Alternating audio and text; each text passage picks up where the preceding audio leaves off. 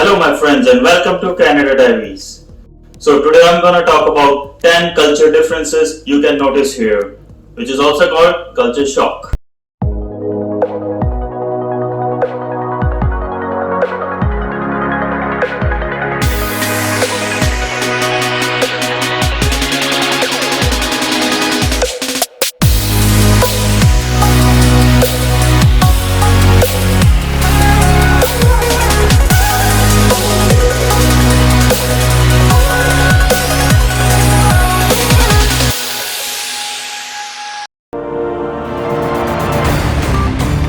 So number one, the most common thing, weather.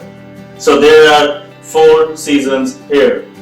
Winters, brutal winters, extreme winters and construction season. So yes, it is so cold here.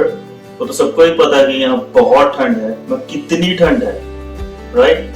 देखो घर के अंदर आपको नहीं पता लगेगा, सब कुछ इंसुलेटेड है, you can maintain temperature here, घर के अंदर कोई प्रॉब्लम नहीं, आराम से बनान और निकल में बैठो, नो टेंशन। मगर बाहर it can get as low as -40s, -50s and that also mixed with chilly winds, it gets too hard.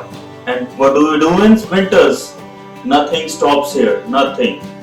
सबसे मेन पॉइंट मेरा यही है, विंटर्स में हम जब नए आए थे इधर हम देखते थे बाहर वो डॉग घुमा रहे हैं, मॉर्निंग वॉक पे निकले हुए हैं और बाहर टेम्परेचर कितना है -30s, -20s। इनको भी पड़ी है यार, ये बाहर से क्यों घूम रहे हैं? देखो 6 महीने यहाँ ठंड पड़नी है तो क्या करेंगे, घर पे थोड़ा ना बैठेंगे। इसलिए यहाँ पर विंटर्स में कुछ बंद नहीं होता, बच्चे स्कूल उसी टाइम पे जाते हैं, आप ऑफिस वही टाइम पे जाते हो, everything works as normal. Winter is an normality here, okay? So winter से डरने की बात नहीं है, इट्स ओनली मैनेज कैसे करना है। तो कनाडा में एक कहावत है कि there is nothing like a bad weather, it is only the bad choice of clothes you where.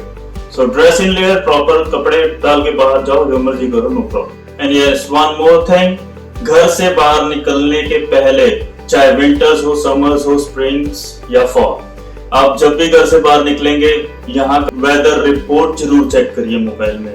कई एप्स होती हैं इनके, यहाँ पर देखो वेदर बहुत अनप्रेडिक्टेबल है, बट उसी हिसाब से उन्होंने अपना वेदर फोरकास्ट का जो इंफ्रास्ट्रक्चर बनाया वो बहुत अच्छा है। लाइक अगर ये कहेंगे 2 बजे बारिश होनी है, then be prepared, take your umbrella और something with you, because it is most likely कि होएगी। सो विंटर से डरने की बात नहीं है, just be prepared. Like see, I am going to office.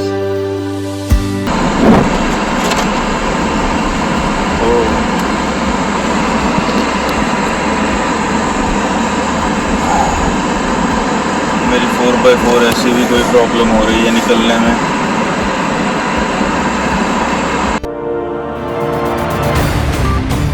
Now second point, taxes. आप कोई भी काम करते हैं, be prepared to pay taxes up to 30%, starting from 15%, तो that's the lowest bracket here, ठीक है? That is income tax. और सेकंड चीज है, अगर जब आप शॉप्स में जाएंगे ग्रोसरी करने या कुछ भी खरीदने, तो वहां पर जो डिस्प्लेड रेट होंगे cost, it will be without taxes. और जब आप बिलिंग के लिए बाहर निकलेंगे उस टाइम आपके वो टैक्सेस ऐड होंगे आपके कॉस्ट में। So if the bill is for $10, वो बढ़ के टैक्सेस लग के 11.5-12 तक पहुंच जाता है, ठीक है जी? और एक और चीज इंपॉर्टेंट है कि प्रोविंस वाइज, मैंने जैसे लास्ट वीडियो में बताया, यहाँ 13 प्रोविंसेस हैं, हर प्रोविंस का अपना अलग टैक्स ब्रैकेट रहता है। जैसे 5 से लेके 15% तक आपको ये परचेज के ऊपर टैक्स देना पड़ेगा, GST, HST, PST. Third, politeness. So Canadians are generally very polite and very well mannered. आप किसी को भी देखेंगे वो आपको स्माइल देगा, मतलब maximum of them will smile and treat you very well. कई बार आप उस चीज को लेके अनकंफर्टेबल भी हो जाते हैं स्टार्टिंग में, but at the end of the day वो अच्छा लगने लग पड़ रहा है चीजें। एंड जैसे आपने सुना होगा कि सॉरी एंड थैंक यू बहुत होते हैं, यस ये बहुत ज्यादा है। और जब 6 महीने के बाद आपको आदत पड़ जाएगी और आप अपने बेस्ट फ्रेंड से बात करोगे फोन पे, बहुत गालियां सुनने वाले हो बॉस। इतने सारा सॉरी और थैंक यू उनको सुनने की आदत नहीं होती, राइट। अब मैं जस्ट एक एग्जांपल देता हूँ। आप ऐसे फोन पे टैप कर रहे हैं, कार्ड पकड़ी हुई है एंड शॉपिंग कर रहे हो, आप गलत ऐप में घुस गए और सामने से कोई आ रहा है तो सॉरी सॉरी सॉरी, वो सॉरी बोलेंगे, आपको भी सॉरी बोलना पड़ेगा।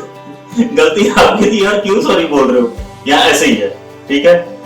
Everybody says sorry and thank you so much, and जैसे for example you will be expected to hold the door for the person next to you। कहीं जा रहे हो, आपने गेट खोला, पीछे से कोई आ रहा तो उसके लिए होल्ड करके रखना है, ठीक है। ये एक नॉर्मल जेस्चर है यहाँ का। So यही सब चीजें हैं, जैसे being well mannered, being polite and showing these gesture, यही आप यहाँ पर सबसे एक्सपेक्ट करिएगा और ऐसे ही करिएगा। Fourth, hello stranger. Don't be surprised and don't be suspicious अगर कोई stranger आपसे आके friendly talk करने लगे तो। For example, standing in a line, waiting for a bus, कोई भी stranger आता है, they are also waiting with you, they start talking with you, right? Our most common topic, weather. And I think it feels kind of good. It's better than watching these boxes all the time, right? You can talk to strangers here anytime, like for waiting, like किसी को रोक के मत बात करिए, but yeah, अगर एक common place में खड़े हैं कुछ है तो आप एक्सपेक्ट करिएगा कि आगे पीछे वाले बंदे आपसे कुछ भी टॉपिक पे बात करने लगे। इवन आपका they feel curious, they ask you questions, it's okay, don't tell anything personal, but yes, you can do a general talk, they don't ask anything personal also, okay, and that is very normal। जैसे for example, कल मैं shopping करने गया, मैंने T shirt डाली हुई थी, gas लिखा था यहाँ पर, तो एक ओल्ड लेडी मेरे आगे खड़ी थी, आई बेचारी बड़े प्यार से ऐसे देखने लगी मुझे। मैं कहा यस मैम, इसे hey I was guessing what's there and it's like that. वो बस खुश होते हैं आपसे बात करके, आप भी उनसे बात करिए and just talk. Fifth point, distances. So Canada is second largest country. It's big, like really big. So her province में काफी अच्छे टाउन्स एंड सिटीज बसे हुए हैं और आपको सारी फैसिलिटी उन सिटीज एंड टाउन्स में मिलती है। But only the problem is एक टाउन या सिटी से दूसरा टाउन और सिटी काफी डिस्टेंस में है। So 200 or 300 किलोमीटर्स या 2-3 घंटे की ड्राइव होती है। So यहाँ पर लोगों के लिए 2 or 3 hours drive, not a big deal for me, ऐसी है। तो चार्ट में दिखाई रहा हूँ, these are all distances from the main towns and cities nearby, right? और आप यही देख सकते हो 300, 400, 500, 700, 1000 किलोमीटर से कम कुछ भी नहीं है यहाँ पर।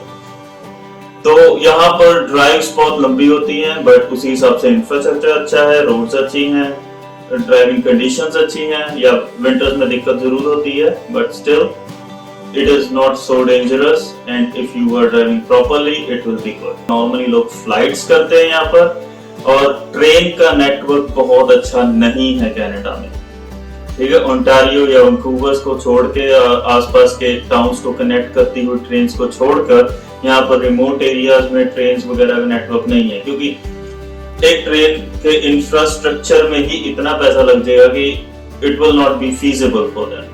उसी कारण गाड़ियां सस्ती हैं, यहाँ पर गाड़ियां लेते हैं लोग और वही है यहाँ पर कम्यूट का मेन जरिया गाड़ियां या एयरप्लेन है। Now sixth point, cell phone plan. Forget about 1 GB per day, Jio जिंदाबाद। For a decent plan with 8 GB of data per month, you have to shed as much as $60 to $80 per month, or same amount of money for a Wi-Fi connection with unlimited plan, right? Yes, these are the cost of phone plans and data plans in Canada. ये काफी महंगा है। जैसे for example, Europe के साथ ही अगर हम compare करें, सेम प्लान आपको वहाँ 20 to 30 यूरोज में मिल जाता है, मगर यहाँ पर वो ही जाता है $60 to $80। Like for each phone you have to pay $60 for example. 2 connection husband wife के $120 और घर पे एक wifi connection another $60। So $180 to $200 आपका सेल फोन प्लान्स में ही जाता है। एंड मोर ओवर सेलफोन की स्पीड जो है, इंटरनेट की स्पीड जो है, वो अर्बन एरियाज को छोड़ के अगर आप थोड़ा दूर जाएंगे, रूरल एरियाज के साइड जाएंगे, तो वहाँ बहुत अच्छी स्पीड नहीं मिलती है आपको। वहाँ पर internet connection is not very good. मिलेगा, अनब्रेकेबल मिलेगा, मगर it will be not good. Like in a nutshell, I'll give 2 star out of 5 for internet and connection services here. And 7 point, coffee. Canadians love their coffee and Tim Hortons. Tim Hortons is the largest Canadian coffee chain here. और उसको कुछ मत बोलिएगा, चाहे जैसी भी coffee लगे इसको, they love it. यहाँ का ब्रेकफास्ट वही से आता है। According to Coffee Association of Canada, yes, that's a thing. Coffee की इंडस्ट्री $6.2 बिलियन की है कनाडा में, और ये 1,65,000 जॉब क्रिएट करती है लोगों के लिए, जिसमें ज्यादातर आपके न्यू इमिग्रेंट्स, स्टूडेंट्स और यही सब होते हैं। ठीक है, कैफे शॉप्स एंड ऑल में। सो यहाँ आ रहे हैं तो भैया कॉफी की आदत डाल लो, और टिम हॉर्टन्स की डार्क रोस्ट डबल ट्राई करना अच्छी है, मेरी तो फेवरेट होती है। And number 8, pets. So pets are everywhere in Canada.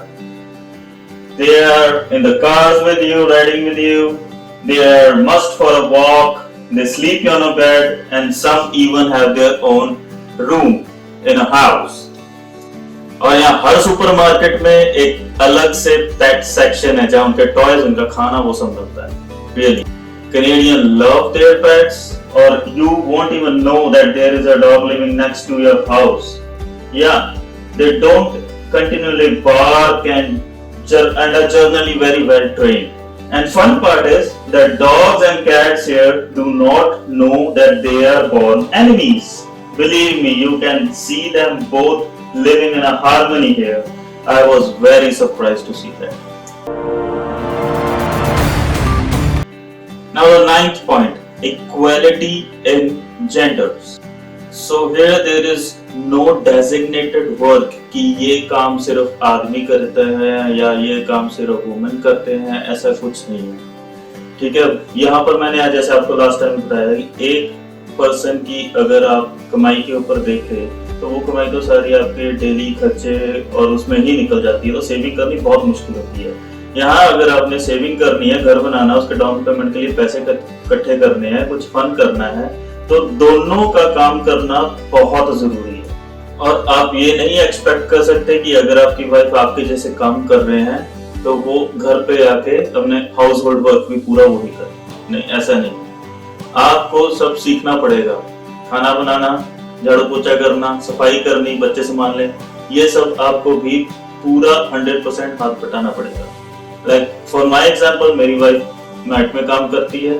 She goes eight 7 o'clock, comes home at 5 o'clock in the morning. उसके लिए मैं आके ये नहीं बोल सकता मेरा नाश्ता बनाओ जी, मैंने ऑफिस जाना है। नो, मैं वो खुद प्रिपेयर करता हूँ। इवन कई बार रात का भी प्रिपेयर करता हूँ, नॉर्मली वो करके जाती है। But this is a normal thing here. यहाँ पर सारे ऐसे करते हैं। और हाँ, यहाँ पर ऐसा कोई काम नहीं है जो वुमेन नहीं कर सकती। यहाँ पर वुमेन्स बहुत एम्पावर्ड हैं, वो सब कुछ करती हैं। ट्रांजिट की बसेस चलाएंगी, ट्रक्स चलाती हैं, ठीक है, वेयर हाउसेस में काम करती हैं और पोस्ट ऑफिस में काम करते हैं, and running a cafe shop, you name it, they do everything. So crank up your self motivation, passion and confidence. और यहाँ पर आपको एक्चुअल इक्वालिटी दिखेगी। Now 10th and last point, sanitation habits. आपको यहाँ ये दो चीजें दिखने को नहीं मिलेगी। So पहले करते इन भाई साहब की बात। ये इसलिए देखने को मिलेगा क्योंकि यहाँ पर ये चलता है, टिश्यू पेपर।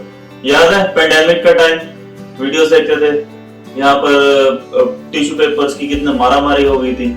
यहाँ पर अंग्रेजों ने मतलब लूट मचा दी थी टिश्यू पेपर इकट्ठे कर करके। तो खाने को है नहीं है, बस साफ करने को मिलना चाहिए। आपको ये चीज आप हाउस होल्ड में लगा सकते हैं, जेट्स एंड बिडेस, ये आपको अमेज़न में मिल जाते हैं। This is the listing. And आप कहेंगे चलो हाउस में तो हम लगा लेंगे, मगर भाई पब्लिक प्लेसेस में ये कहीं भी नहीं मिलेगी आपको। तो वहां जाना तो मुश्किल हो जाएगी, इसलिए आपको टिश्यू पेपर्स वगैरह की आदत डालनी पड़ेगी यहाँ पर आकर। अब आप सोच रहे हैं कि दूसरे को क्या हुआ यार, वाइपर क्यों नहीं है इधर? अब वाइपर इसलिए नहीं है क्योंकि यहाँ आपको पता है सब वुडन है, अब फ्लोरिंग पूरी वुडन है। अब कई बाथरूम में तो मैं हैरान हूँ देख के, यहाँ पर कई बार कारपेट लगा होता है, अब उसमें कहाँ वाइपर चलाओगे आप, राइट? या तो नहाना धोना होता है या तो बाथटब्स या तो शावरिंग क्यूब्स में होता है, तो वहां पर एक होता है इनका ड्रेनेज सिस्टम, तो वही ड्रेनेज सिस्टम है जो वही एरिया गीला होता है, बाहर उसके नहीं आना चाहिए। तो ये थे जी 10 पॉइंट्स जो मैं आपके साथ शेयर करना चाहता था। तो आई होप कि ये वीडियो आपके लिए एक शॉक एब्जॉर्बर का काम करेगी। तो thank you for now and please like and subscribe.